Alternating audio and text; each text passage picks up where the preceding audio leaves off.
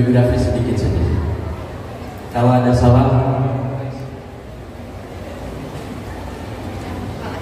beliau merupakan salah satu keturunan Rasulullah Sallallahu Alaihi Wasallam. Habib Rifi Alaikus tentu merupakan kekaguman buat kita semuanya. Meski sebagian besar umat hanya bisa menikmati petuah dan nasihat beliau melalui media sosial, YouTube, Facebook, Instagram, maupun hingga TikTok ataupun yang lainnya. Sebagai pendakwah sangat disukai jamaahnya, maka tak heran jika beberapa akun media sosialnya memiliki teman banyak sekali, memiliki pengikut hingga ratusan ribu. Metode dakwah yang elegan dan menyenangkan membuat materi yang disampaikan sangat mudah dicerna. Amar ma'ruf nahi mungkar menjadi hal utama yang sering disampaikan oleh beliau.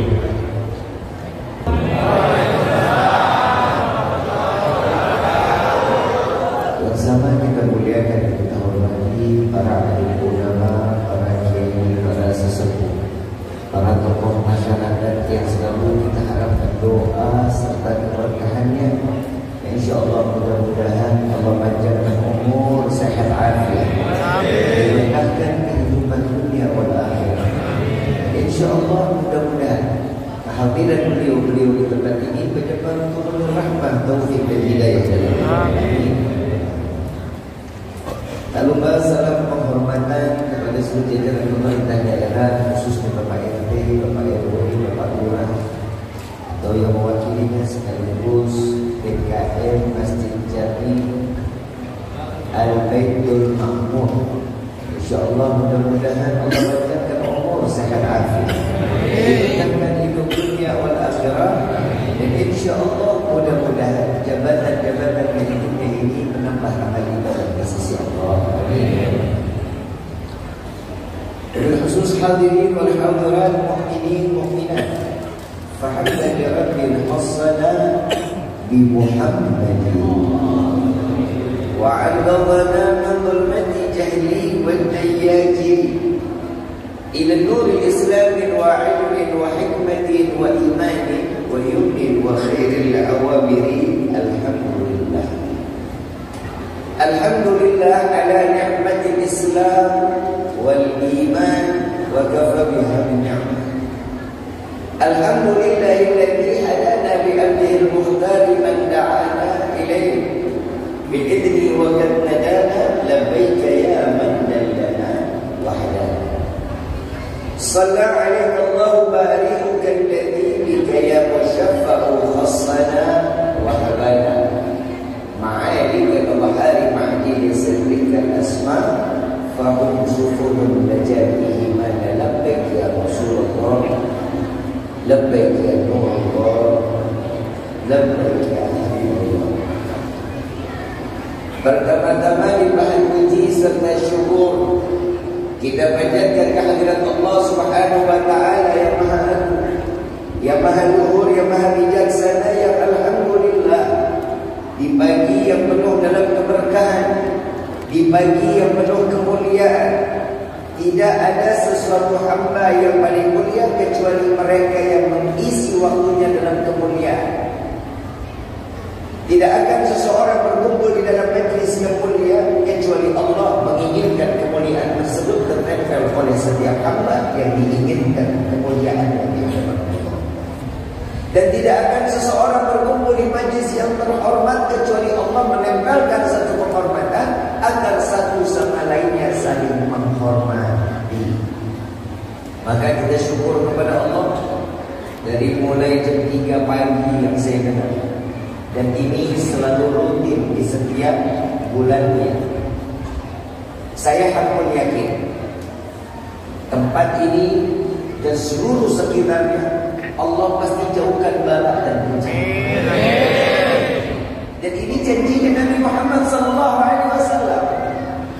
Setiap hamba yang memakmurkan masjid, yang menghidupkan, menghiaskan dirinya untuk beribadah kepada Allah, meninggalkan urusan dunia, menuju jalan yang diinginkan oleh Allah, maka setiap perjalanannya ini pasti akan mendapatkan lingkaran pahala yang besar. berarti sholat subuh di sebulan sekali, bukan kan? Ini suatu keberuntungan. Yang pertama, seorang laki-laki keluar dari rumah, jalan ibadah sholat subuh. Ini yang diinginkan oleh Nabi Muhammad SAW. Keluar dari rumah, sholat di masjid. Tapi Nabi lebih bangga dengan siapa? Anak muda yang menghias dirinya keluar dari rumah, jalan sholat subuh di masjid. Kadang anak muda sekarang jalan ke mall lebih capek, jalan ke atas gunung lebih sampai, masjid samping rumah susahnya setengah mati. Kalau orang tua masuk ke dalam masjid wajar, kenapa? Umurnya tidak sedikit. Kenapa begitu keadaannya? Kita melihat dari masjid ke masjid, kalau sholat subuh isinya pasti 60 tahun ke atas. Ada yang 40-50 baru selesai bangun usaha. Ya kita ngomong haknya aja. Apalagi waktu corona, orang berbondong-bondong, giliran saya mau ke masjid, semua masjid ditutup. Nah, lu pasti buka kemana? Ini salah satu contoh yang akan menjadi virus kebaikan untuk wilayah lainnya, agar Allah jaga satu kecamatan, bahkan satu kabupaten, bisa jadi se-Indonesia dijaga cuma karena ajaran-ajaran seperti ini. Kita hari ini namanya Tabligh Akbar 1 Muharram. Kita mengenang atas di mana Allah Subhanahu wa taala memberikan kita ingatan. Tahun baru ini kenapa ada? Agar kita tahu, ingat tentang bagaimana perjuangan Nabi Muhammad sallallahu alaihi wasallam untuk menegakkan amar ma'ruf nahi munkar. Nabi di mana Nabi sallallahu alaihi wasallam ini 1 Muharram ini kesepakatan dari seluruh sahabat Nabi Muhammad sallallahu alaihi wasallam. Kapan dihitungnya? Tatkala Nabi sallallahu alaihi wasallam mulai keluar dari kota Mekah. Keluar dari kota Mekah, kalender Hijriah ini dibuat. Kenapa Nabi sallallahu alaihi wasallam harus keluar dari Mekah sedangkan tempat tinggalnya di Mekah? Kalau Nabi dengar perintah Allah, wajar. Nabi dan begitu. Kita udah dengar azan, sambut dari. Ini ada satu kisah. Zaman Sayyidina Umar bin Khattab radhiyallahu anhu saat beliau ini jadi khalifah. Saat beliau menjadi khalifah, lagi ngegarap sawah. Sawah jangan dipikir sawahnya kayak kita ya. Adi jangan. Gandum, ladang gandum. Beliau lagi kerja, banting tulang, keringatnya diperas, berikan nafkah yang halal, bukan judi online, bukan sorot. Ini sindiran doang Pak. Soalnya sekarang judi udah masuk instansi loh Pak.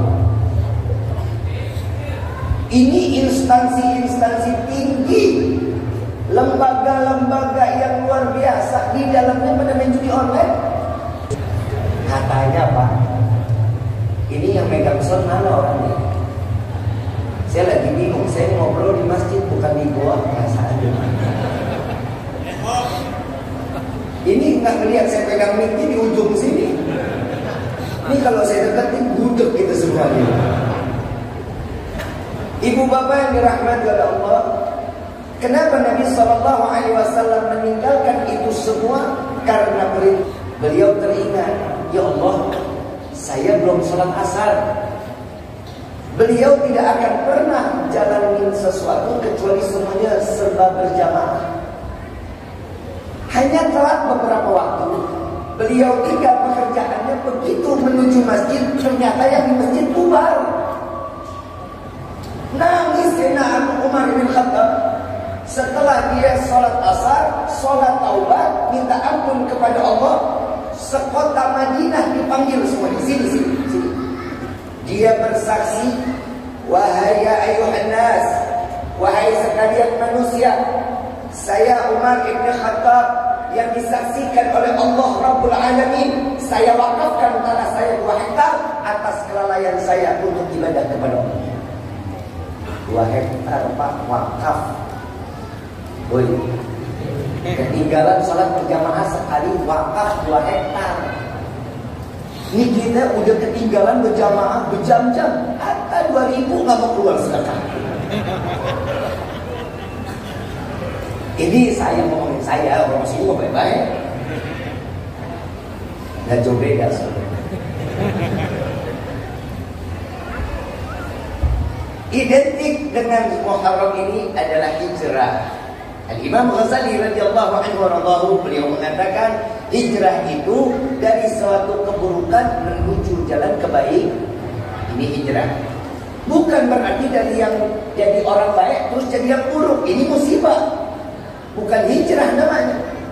Tahun lalu sholat kita luar biasa. Tahun ini nikah, sholatnya nggak bener. Nih, ini buat yang perempuan nih. Ini saya cuma mau kasih tahu juga buat perempuan, laki yang laki juga merasa laki punya tanggung jawab. Maafin, kalau kita sebelum menikah orang yang taat, terus begitu menikah karena urusan rumah tangga kitanya jadi lalai kepada Allah, mendingan ganti yang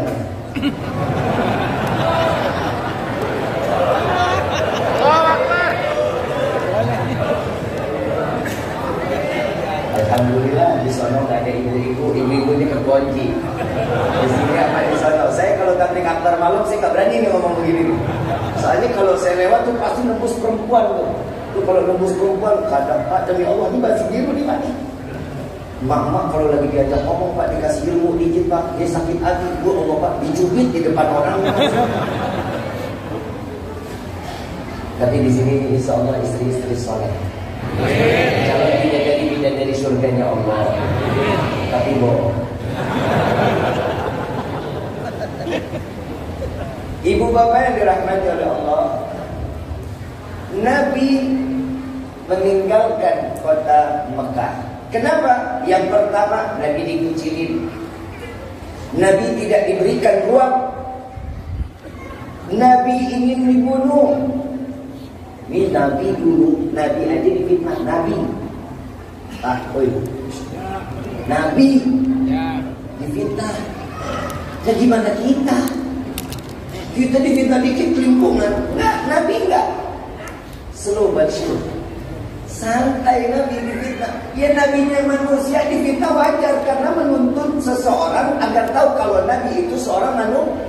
Laqad ja'akum rasulun min anfusikum azizun 'alaihi ma 'anittum harisun 'alaikum.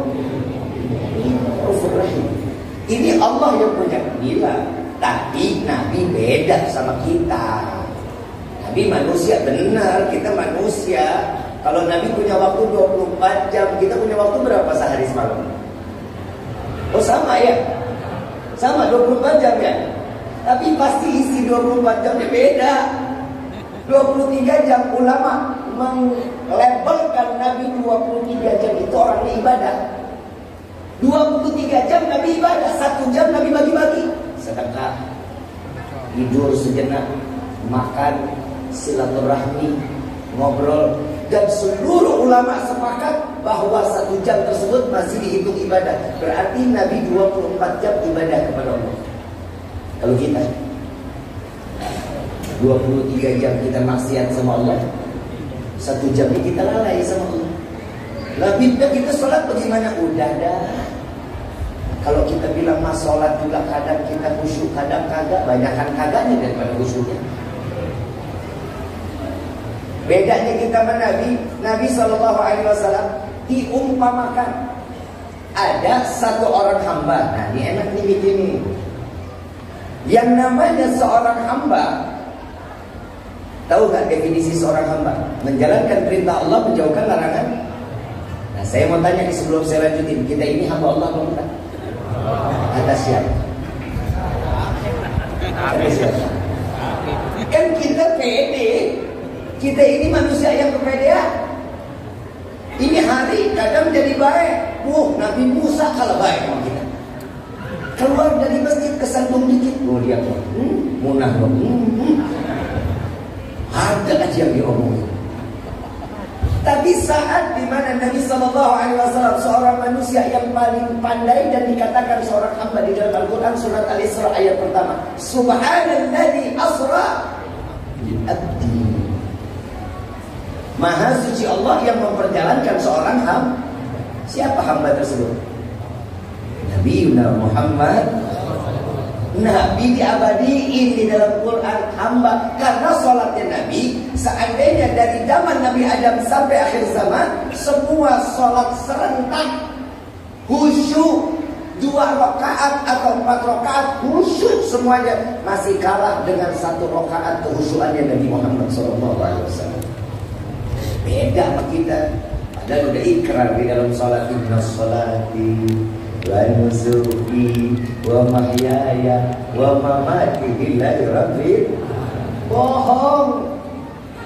Padahal ikrarnya udah, ya Allah, aku serahkan hidupku, matiku, sedekahku, umrahku, hajiku, semua aku serahkan kepadamu.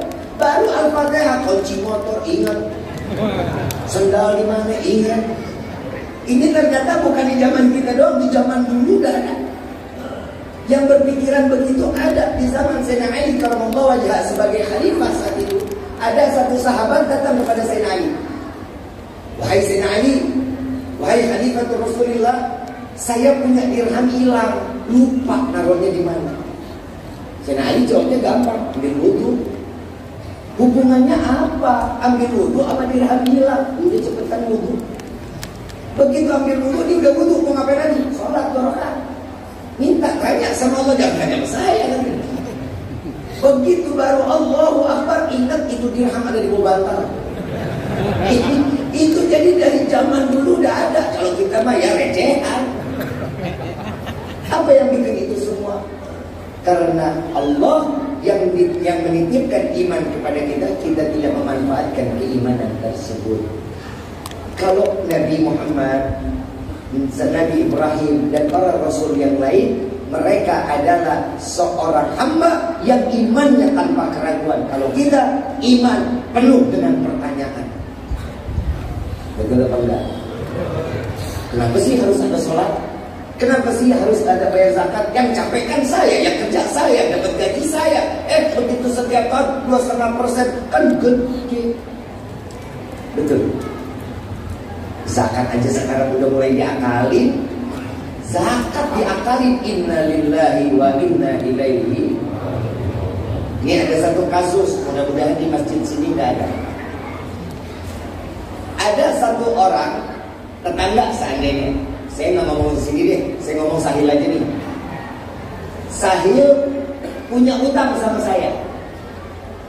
Sahil punya utang 10 juta sama saya, walaupun lebih. Sahil punya utang 10 juta sama saya. Begitu tahun berikutnya, Sahil ini orang gak punya. Ya rasa lo ini. Sahil orang gak punya, yang harus bayar hutang. Zakat. Kalau ada hutang, zakat. Hutang dulu baru zakat. Kalau kita lebih pentingin zakat biar nyohon. Hutang kita gede nih. Orang jadi gak makan gara-gara kita. Selesai dulu hutangnya. Sahil punya utang sama saya 10. Bisa ulang lagi nih. Sahil punya utang sama saya 10. Lu kayaknya diaminin nih.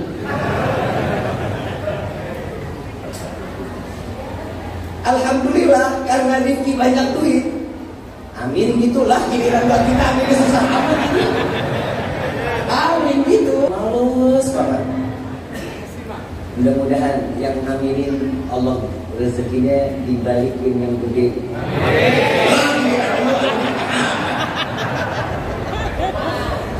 Nih pagi-pagi biar segar ya Pak ya.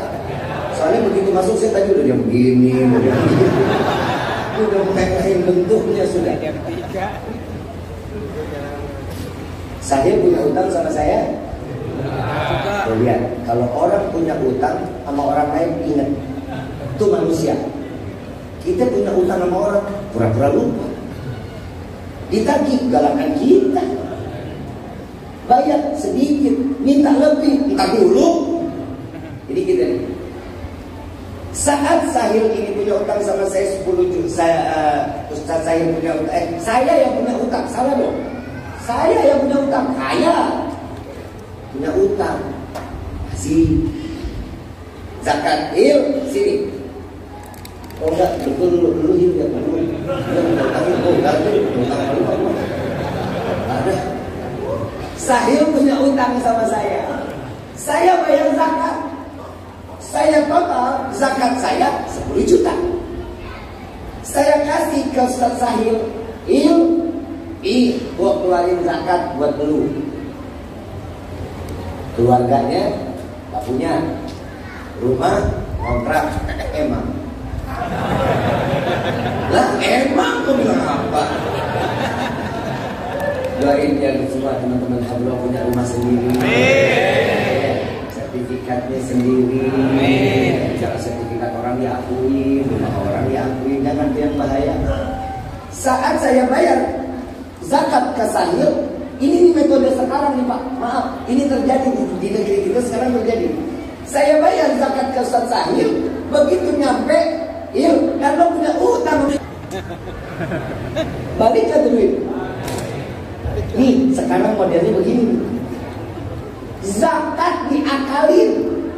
Gimana caranya? Zakat itu yang dikeluarin 10 juta, mungkin ini orang utang 7 juta, 7 jutanya dibalikin ke kita. Ini yang bahaya. Hati-hati. Maaf, mudah-mudahan Allah jauhkan kita dari hutang piutang. Karena hutang piutang ini untuk sampai akhir hayat, susahnya setengah mati Pak. 1000 perak, maaf, nggak usah 1000 perak. Ada satu orang sendalnya hilang di masjid. Sendal hilang. Dia coba lihat sendal gua juga. Sendal hilang, sendal di masjid hilang. Dapat sendalnya bulu jelek. Dan jepit tahun 2001. Sekali masih awet, tipis. Lah kan maksudnya lebih parah. Tukar dari sendal yang kita hilang, pakai sendal gua juga udah deh. Itu pemiliknya ada, kita ambil. Kebayang udah bulu ngerepotin. Paham ya Pak? Paham ya? Mudah-mudahan Allah jaga kita semua. Yang namanya hijrah, perpindahan dari sesuatu yang buruk menjadi yang orang tadinya ahli maksiat menjadi hamba yang taat. Ini definisi berpindah antara satu dengan orang. Kalau mau hijrah ada ujiannya Pak, Bu. Hijrah itu berat, kamu gak bakal kuat. Lagi di bulan Sohinu berat dulu berasa kata pernah. Ini berat, kamu gak bakal kuat. Pakai baju SMA lah. Bawa emaknya nyebrang aja repot. Terus ini ya, Bu, mau jadi istri yang soleh, mimpi. Oh, saya butuhkan aja. Saya semalam di Cengkareng ribut sama emak. Saya lagi ceramah dibalikin, saya lagi ngomong dibalikin. Giliran saya bilang, Pak, tolong Pak jaga perasaan perempuan. Tuh dengerin, gua teriak. Ini mudah-mudahan ibu pagi ini nonton juga tuh. Bu, kalau ibu mau hijrah, belajar 2 hal aja. 2 ini ibu jalani, hijrah ibu selamat, ibu pasti jadi istri yang soleh. Males amat tapi emang ibu maunya begitu dia Pak. Mau dengar nggak? Yang pertama, belajar salahin diri sendiri.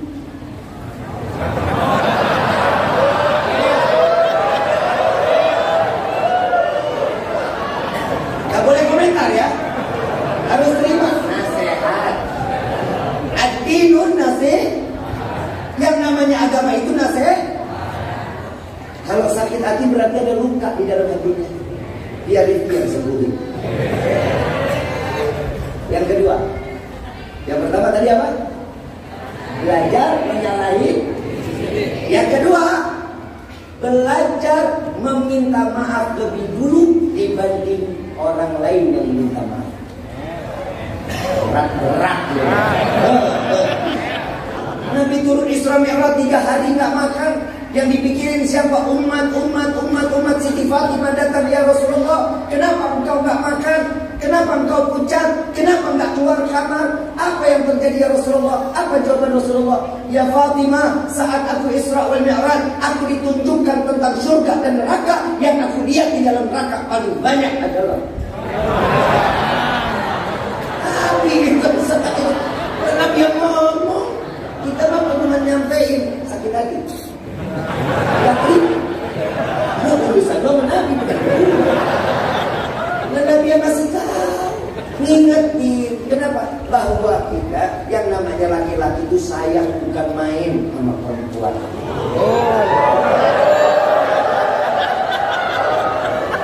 Pak, maaf ya Pak, maaf. Gue lagi belain lu kan.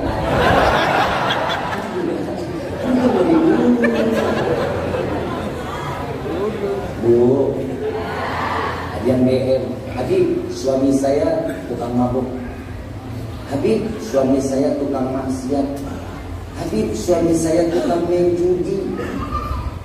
Gimana Bib, kalau saya gugat boleh nggak? Haram. Ini dikit-dikit suami salah main gugat. Giliran corona, perceraian meningkat, yang banyak minta cerai. Iya. Giliran banyak duit, itu masuk. Giliran udah gak punya duit, mantan, cuma mantan. Tuh lihat perempuan tuh. Bu, yang sayang ya, Allah kasih perasaan buat perempuan itu banyak, gede, 99 perasaannya. Semua harus dengan perasaan. Bu, ada perempuan jadi bidadari surga, manusia untuk jadi bidadari surga ya Allah. Punya suami bengis, punya suami jahat, ngaku Tuhan. Siapa tuh? Siapa? Istrinya siapa namanya? Firaun. Ngapain betul-betul Firaunnya?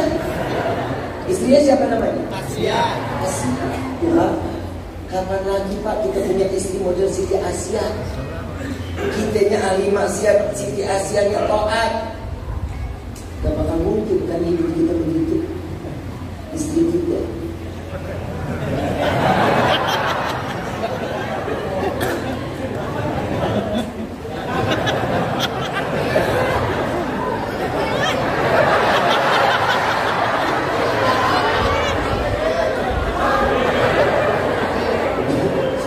saya ngomong begini biar dia gak dengar. Kan Bapak tahu batinnya kan? Karena kenapa? Di surga paling banyak laki-laki atau perempuan? Oh, dengar Bu, di surga paling banyak itu laki-laki. Kenapa? Nih, ibu nengok ke bawah, buka-buka teraniaya.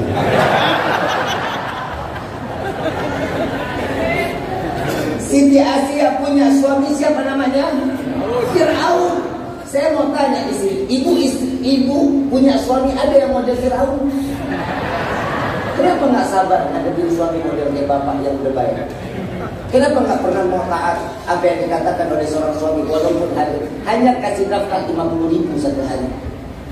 Bisa kebayang yang namanya seorang laki-laki, dia tanggung jawabnya di akhirat. Ibu mau sholat mau kagak, tanggung jawabnya di akhirat. Tapi tanggung jawab seorang istri di dunia, di akhirat tergantung amalan kita di dunia. Kalau laki-laki urusan di akhirat yang nggak sholat dia urusannya sama Allah. Dia mau tukang main judi, urusan dia sama Allah.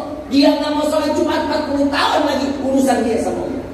Kan udah jelas Allah katakan, tidak ada satu larangan kecuali dia yang bermaksiat, maka mereka yang akan tanggung pastinya di hadapan dia. Makanya Pak, apa? Ganteng, mulai. Mau nggak masuk surga di tengah?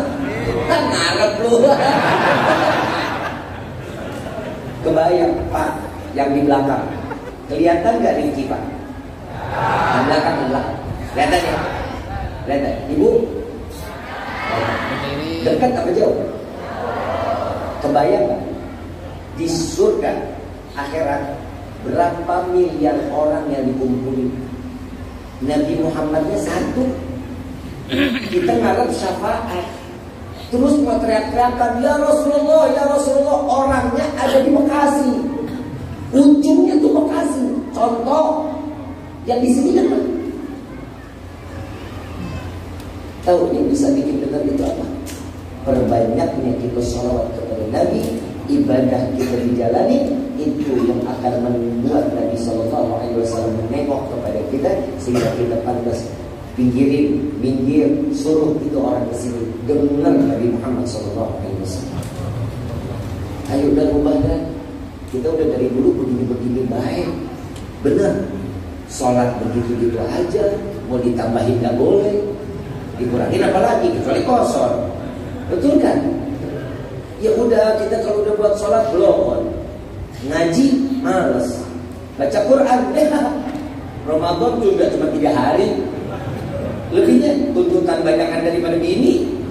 Belum lagi yang dia online, belanja online, begitu COD, nggak cari duit kita bayar kiri, yang pakai bajunya. Jangan cuma kau bayar doang Pak, sekali pakai bajunya. Mahal-mahal, itu pakai berdua. Ya Pak ya, yuk kita rubah yuk. Allah dekat banget kok sama kita. Jangan khawatir. Allah nggak pernah jauh-jauh dari kita, tapi kita yang makin jauh dari Allah. Allah mengatakan di dalam Al-Quran, ya ayyuhalladzina amanu qu anfusakum wa ahlikum, jaga keluarga kita, jauhin dari siksa api neraka. Kenapa? Karena tugas kita laki-laki nyelamatin keluarga kita Pak. Kita ini nahkoda di dalam. Tahu dalam kereta? Kalau nggak ada yang jaga, nggak ada pintu relnya, lu lewat, setiap lewat mati hidup, lewat ketabrak mati hidup lagi. Kan hidup nggak ada aturan, kan ngeri juga. Nah orang mati udah pocong jalan belanja. Bu, beli satenya Bu. Ini kan kalau orang nggak ada aturan bahaya. Hidup itu harus ada aturan. Kenapa? Sholat itu salah satu warning. Inna sholata tanha 'anil fahsya. Ini kan semuanya udah janji-janjinya. Bib, saya punya teman Bib sholatnya rajin di masjid, masya Allah. Tolong ayam. Itu baru menjalankan sholat, belum mendirikan. Mendirikan sama menjalankan beda. Kalau dengar Allahu Akbar, terus dia sholat, itu menjalankan perintah Allah. Itu syariatnya masuk tuh, jalan. Tapi begitu keluar dia masih maksiat tadi, belum mendirikan, baru menjalan. Yang mendirikan bagaimana? Yang minum pakai tangan kanan, yang ke kamar mandi kaki, jangan pernah dua-duanya, itu namanya lompat. Paham ya? Ini kalau mau jalan kita baik aturan, jalanin aturan. Kenapa? Karena setiap aturan itu pasti buat kita selamat. Allah ngasih banyak aturan lewat Nabi Muhammad SAW. Bukan berarti Allah kita jadi hamba man. Semuanya serba dilarang, ini mah nggak boleh, ini nggak boleh, itu nggak boleh. Makanya sampai Nabi mengatakan kalau orang puasa Ramadan tiba-tiba makan, dia lupa, jangan ditegur, biarin aja, biarin sampai dia betul. Jangan baru makan tiga lontong ditegur serang mati orang gara-gara lontong, kan gak bagus. Itu Nabi dengan caranya. Bukan berarti kita itu kalau hidup nggak ada aturan ini udah bebas, jangan. Kita hidup ini nggak pernah bebas Pak. Raqib Atid selalu ngikutin kita. Kalau kita sadar diri per 20 menit malaikat maut nyamperin kita Pak, ditengok bang. Oh, Sahil, 2 menit lagi. Kita ini ditengok dulu sama malaikat maut tiap 20 menit, ditanya lagi, ya Allah, kumaha? Ditengok lagi. Sekarang deh, nanti. Nah yang dikasih, udah serahin aja sama Allah. Ini ujiannya Nabi Nuh. Disuruh bikin perahu, tanam pohonnya. Begitu sudah jadi papan-papannya dijadiin tuh. Satu dek jadi. Ini umat, lihat kamu udah gila, bikin perahu di tengah kampung. Itu dek pertama. Semua umat yang kafir yang gak ikut Nabi Nuh masuk ke dalam dek, cuman buang air kecil sama buang air besar. Dijadiin MCK. Satu dek dijadiin MCK. Dan itu pembangunan bukannya hari bangun besok jadi, bertahun-tahun. Kenapa? Nah, orang buat seluruh umat masuk ke dalam. Yang binatang gede disuruh bikinnya gede. Begitu sampai beberapa tahun, ini kotoran sudah makin tinggi. Ada kakek-kakek tua stroke, lumpuh. Panggil anak muda, tolong gendong saya. Mau kemana? Mau buang air di mana? Kapal Nuh lah. Digendong dibawa ke kapal Nuh. Begitu digendong sampai di kapal Nuh, ini orang buang air yang nungguin keluar. Mau ngapain liatin orang ketemu? Keluarnya. Begitu dia keluar, pegangan tiang. Ini yang buang air, yang udah tua, buang airnya. Selesai dia pegangan tiang, mau bangun. Begitu bangun, kotorannya, dia kepleset sama kotorannya sendiri. Dia jatuh ketiban kotoran, subhanallah, bangun gagah perkasa. Lumpuhnya sembuh. Begitu keluar, habis berobat di mana? Di kapal Nuh. Kok bisa? Tadi kan tadi digotong. Iya. Tadi begitu saya bangun, saya kepleset, saya ketiban, sembuh saya. Masih banyak. Ini orang nanya, masih banyak. Banyak banget. Itu, wah geger. Kapal Nuh bisa nyembuhin penyakit. Itu yang datang, memang dasar orang pada mau berobat ya. Yang datang bawa rantang, yang datang bawa eber, bawa baskom. Wah banyak mereka. Idza arada syai'an ayakuna lahu kun. Kalau Allah sudah punya mau, gak ada yang bisa gagalin. Yang motorin siapa? Yang bersih? Tuh, ya caranya. Jangan khawatir. Nabi Nuh aja dijamin kok. Kita umat Nabi yang paling disayang sama Allah. Kita umat Nabi yang didoain tiap malam sama Nabi. Kalau yang serius, maaf, gak bakalan ada juga yang ngejalanin. Bercanda aja gak ada yang ngejalanin. Lagi serius, maaf. Orang kalau dikasih serius, kita nih otak udah kebanyakan mecin, Pak. Betul. Tanya istri kita, masak pakai waiko nggak? Masak kok? Kita yang jadi bloon.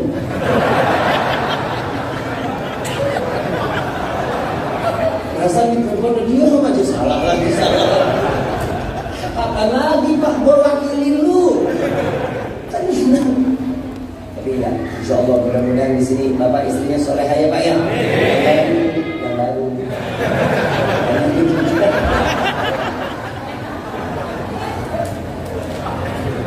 Maafin ya, ini bulan baik, hari baik, Pak, maafin dosa lu. Gimana maafin udah kan kali gua. Ibu bapak adalah kata Allah.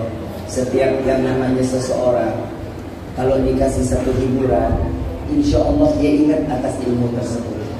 Karena di zaman sekarang diseriusin pasti nggak bakal dipakai. Sholat kalau ditinggalin dosa gede kan? Dosa besar bukan? Udah tahu. Orang tinggalin puasa Ramadan, dosa nggak? Itu udah pada tahu. Orang punya duit, ada rezekinya, nggak bayar zakat, dosa nggak? Itu udah pada tahu. Minuman haram, alkohol yang beralkohol, haram apa enggak? Itu udah paham. Ini ngapain lagi lu pada ngaji? Ya belum apa? Sadarnya belum. Kita semuanya udah tahu. Maaf, minum khamar nggak boleh, haram. Iya, tapi masih aja jangan kecium. Oh, lagi kita sama orang Cibito, sama orang bule mah beda. Kalau bule Eropa, udaranya minus, minumannya sloki sekali tambah 300.000. Nah kita udah panas, tengah hari bentar. Minum rame-rame, habis minum mulut bonaga, udah 8 orang patungan, sebotol 38.000. Tapi tahu kata, Orang sono model minuman sono bagus-bagus, namanya keren-keren, Black Label, Jack Daniels, Smirnoff, McDonald. Katanya gue baru kali ceramah di Sugodi minum smoking. Orang sono jangan disamain sama orang kita. Kita tuh jarang ada minus. Lu minum tengah hari bentet, ya Allah. Lu minum, lu cium aja mabuk tengah hari bentet. Lu gimana kita minum? Jangan. Sesuatu yang dimulai dari kemaksiatan itu dari mulai minum. Mabuk, kalau dipikir dosanya ringan. Mabuk, selesai mabuk melihat perempuan diperkosa. Enggak aja punya lakinya bisa jadi dibunuh. Satu perbuatan bisa 3 mudarat yang dilakukan. Itu maka dijauhi. Hati-hati. Jangan sah. Insya Allah Allah jaga. Kalau orang dulu mak kita dulu diajak ke kondangan sama mak kita masuk kondangan. Nah duduk kusuri dan diantar dulu ya, antar sebentar di sini. Nih bentar. Mau es doger apa mau es kodeng? Ditawarinnya kan begitu kita ya. Dikasih es kodeng, lu antang kita begitu. Sekarang kalau anak disuruh duduk di tempat duduk, yang dikasih es kodeng apa handphone? Anak lagi makan, susah banget disuruh makan. Bisa ini anak makan kalau dikasih. Bu, jauhin ya. Yang namanya perempuan itu capek. Ibu ya, surga jadi buat apa kaki? Itu fungsinya. Ibu harus capek. Paham ya Bu? Pak, sekali lagi jangan sakitin perempuan. Jangan ya, hati-hati, nggak boleh. Capek nggak ngurusin rumah tangga Bu? Ngapung, ngepel, nyuci, nyetrika. Capek nggak Bu? Capek nggak ngurusin anak Bu? Capek nggak ngurusin suami? Makanya Allah kasih ringan, laki-laki boleh nikah 2, 3, 4 biar kita capek-capek. Al-Fatihah bil qabul wa tamam bil usul wa ila hadratir rasul bisirril Fatihah.